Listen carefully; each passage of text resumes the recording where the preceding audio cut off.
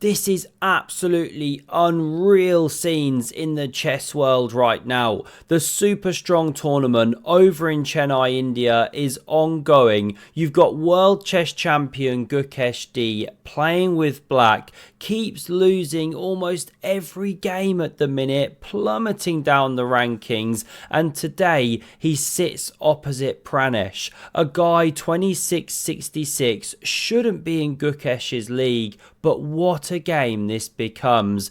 It starts with pawn e4. This is a classical time control. Gukesh plays the Wrath of Khan, Caro Khan here, going for a win straight from the off, and we get this variation with the knight rotating round to b3, fighting against this party hat pawn formation. You're going to see what it's doing there. First, Pranesh blasts off with the absolutely wild pawn h4. He's playing a kind of Anna Kramling cow variation. Those were his own words. Bishop is hit, backs up here, bishop e3, and here we go. The advance of the c-pawn. It's the break that the black players are looking for here. This is why the knight sits here, and Pranesh said he was out of his preparation here.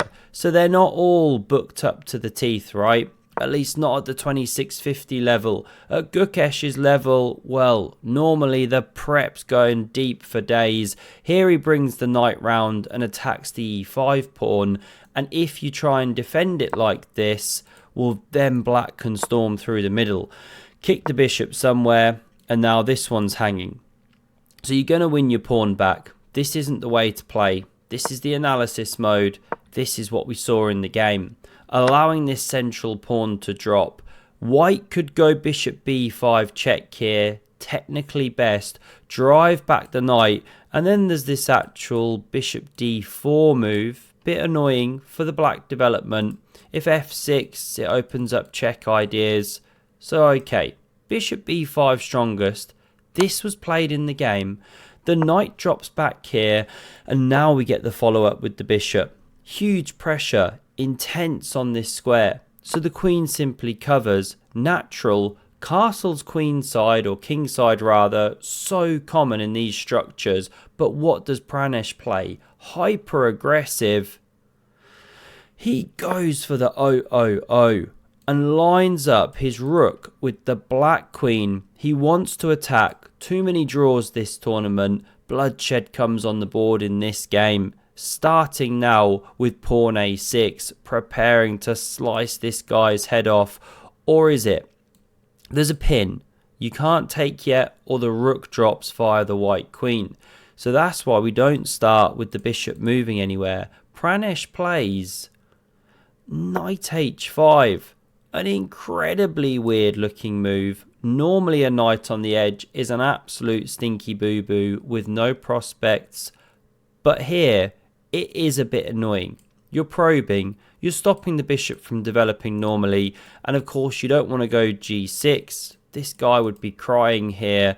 What's it doing there otherwise? Maybe rotating back. Let's keep going here. Both players' kings are opposite each other now. You could give up your bishop pair, change the structure. Not played. This bishop drops off. The engine's not a fan, as you can see, because Gukesh now picks up time, picks up some initiative, and plays the almighty thrust. Pawn e5. This is known as the Big Black Centre, or BBC for short, erected in the middle of the board, taking all this space, suffocating the white pieces. Where's the knight now headed?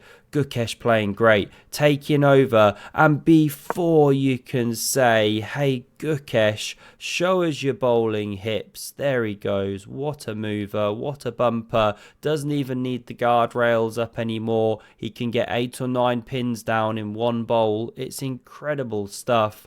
And d4 thrusts through the centre. Now you're not actually threatening to capture yet. Your queen would be hanging, of course. So white has a move. Could start with b5 here and takes, and bishop takes, and the game goes on. Does weaken this pawn, but it's very direct. Pranesh decides no. He captures on d4 here, opening the centre. Looks natural to bring his rook to life, But Gukesh has done some incredible calculation here. If the bishop drops off, by the way, then black can just carry on developing. Game goes on. Pranesh didn't like those positions. He had a good think here, and he went for the move. Knight f4. And it gets the double question marks of doom, as you can see, because Gukesh has got the excellent reply, Queen c7. And you now threaten to take this bishop. There's no longer a pin. And you pressure the knight. So naturally the bishop dropped off to d2. But maybe this is what Pranesh missed. Gukesh now shows world champion level astuteness here. Tactical vision. What a shot this is. Can you guess what he played? The stunning knight takes on b4. Now that puts a smile on your face, right? What on earth is going on with that? Well, let's break it down. If you play bishop captures, this is easy to refute. You take, you've recaptured your piece, plus you won a pawn, so that's good. And look at the king. It's getting absolutely lasered. The pawn's running. Black's doing really well here. Pressure on f2 as well. So that's why not bishop takes. What if queen takes? Well, now the refutation is even worse, as you can see by the bar. It's bishop takes on c5. And the queen is hit, and the king is x-rayed. So it got me thinking, can you not go queen c4? You step out the attack, you break the queen's line against your king. What's the biggie? The biggie is the checkmate in one. It's the old crisscross applesauce, the kind of thing you do on Puzzle Rush. You're dreaming to do in a real life game. That's really cool. And if you step off, say to b3, try and cover this square, doesn't even cut it. You can still mate because it's a double check, so you can't take that bishop. Really cool lines. It means that the knight is untouchable and you have to meekly play king b2 here. Gukesh won a clean pawn, but he now goes wrong in a much better position. To turn the screw here, he should play pawn d3. There's various lines to calculate, but it's just better for black. Yes, there's a hanging piece, but there's a hanging piece. If you throw in a check to escape and king b8 and then try and win this knight, something like that, well, the knight still drops. If queen takes, there's still a problem with the king getting mated. Queen goes, and what's the follow-up here? Rook d4. Now, it's not so obvious to be seeing all of this stuff. It takes some calculation, but this is world championship level calculation, right? Not impossible to see. Let's back it up here. Gukesh misses all of those ideas, or at least he sees them and underestimates the power. He meekly drops back with the pony. And yes, he's still better, but not as much. Pranesh now starts fighting back. He blockades that passed pawn. Takes. Rook takes. Knights are excellent blockaders of passers, even though this isn't the favourite of the engine. But it forces out of Gukesh a big inaccuracy. He should play here simply bishop d6. And this is how the game could go. The rooks come to the b and c. And it looks promising for white, but black is solid. This is a dangerous passer. The king could also be exposed if white's not careful. White stands better here. This is one sample line. You might have to do a bit of defending, but long term, black's ahead. Let's back it up. We didn't see bishop d6. We saw the move. Rook d5. Now Gukesh does get to whisper, do you even rook cliff, bro? Excellent form, really sticks his bum out as he brings that rook up to the chest. But it's not precise because that rook is now a target in the middle of the board. So's this bishop, double whammied. Now obviously this has been seen. Queen d6 was played. Bishop f4 hits the queen. This knight's suddenly a beauty, defending and helping the attack. This is why they're such good blockaders. They're not stuck out the game. Bishop a3 check was played. King a1 here, and now the queen backs off. Stays with the rook. This one saved itself. All is right in the world, right?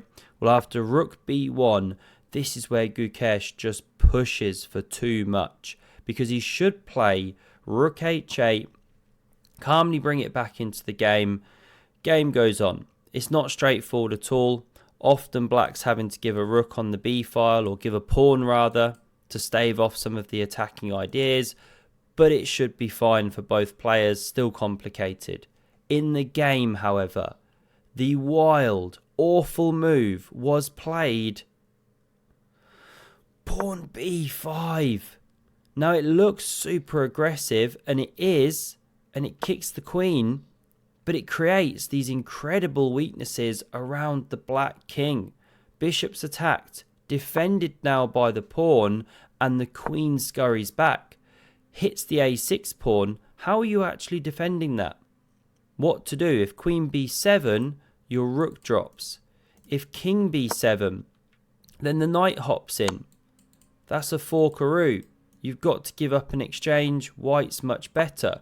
So you can't defend with either of these. Knight b8 not possible. Looks horrible, but it's also pinned. Rook b5 intercepting. Then there's knight e5, and there's just too much pressure. You're winning a piece, or you're winning an exchange. These kind of themes still in the air. So you're just in dire straits here. This pawn under fire.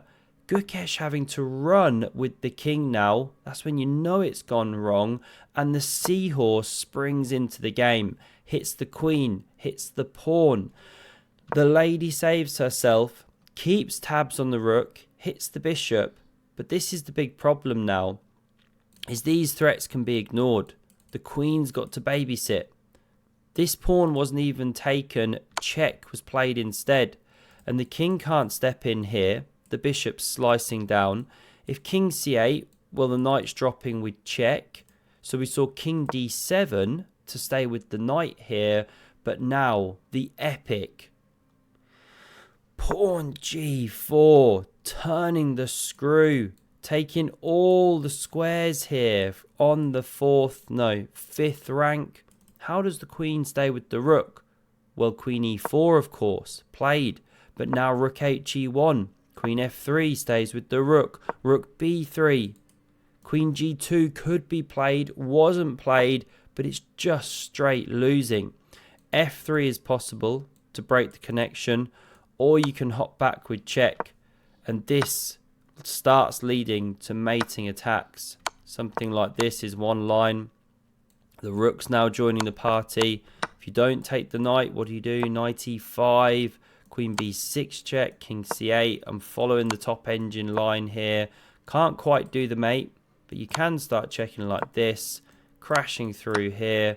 Some sample lines. King d8, queen c7. As we can see, we're getting there. We're closing in. Something like this, right? It's overwhelming. So the queen didn't scurry. She took the bishop on f4. Queen takes rook with check. That's an exchange ahead for white. And with the attack, and with the initiative, rook f3 was played, and the trap is being closed. It's an epic right triangle. Here comes the cavalry, the rooks, the chariot. Gukesh tries this desperate bishop b2 check, saying if you take, queen d2 check, gets a bit weird. Even that's completely winning after king b3. But why go in for it? Always play king b1. And Gukesh resigns the game.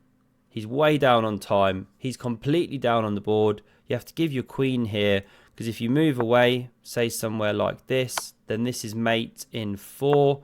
Top line is to start kamikazeing things. What's the best line here? Didn't have it prepared. King a7, knight c5, check and mate. Really brutal stuff. Got to feel for Gukesh. He now drops to the lowest rank ever of a reigning world champion, as I understand it. And if he loses to Neiman tomorrow, he'll drop out of the 2700 club, which is nuts. Poor guy. Hope he can turn it around and pick it up soon. Thanks a lot for watching, and have a look at the video on screen if you want to see some more epic chess. Cheers.